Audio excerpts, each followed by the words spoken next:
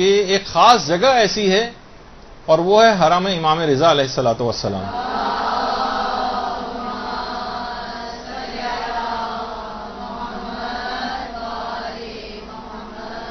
جہاں کے متعلق روایت ہے کہ وہاں ایک نماز پڑھنے کے بعد باقاعدہ معتبر سند کے ساتھ امام علی نقی علیہ الصلوۃ والسلام سے نقل ہوا ہے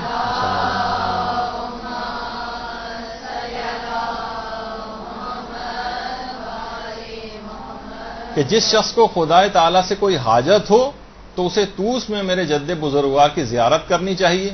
وہ غسل کرے اور حضرت کے سرہانے کی طرف ہو کر 2 رکعت نماز پڑھے اور اس نماز کے قنوت میں اپنی حاجت طلب کرے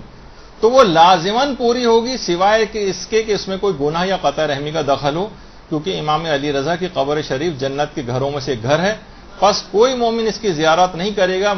مگر یہ کہ حق تعالیٰ اس کو جہنم کی آگ سے آزاد کر دے گا اور اس کو جنت میں داخل فرمائے گا. تو جو شخص بھی چاہے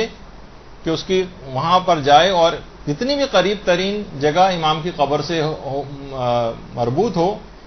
وہاں جا کر 2 رکعت نماز پڑھنے کے بعد خاص اپنی حاجات کو قنوت کے اندر طلب کرے تو لازماً وہ قبول ہو جاتی. بلکہ جو زیارت کے لیے جا رہے ہیں ان کو خصوصی طور پر آپ اپنی طرف سے نیابت دے کر ان سے 2 رکعت نماز پڑھوا کر کچھ حاجات بھی بتا سکتی ہیں. برحمتك يا أرحم الراحمين وصلى الله على محمد وآله الطاهرين.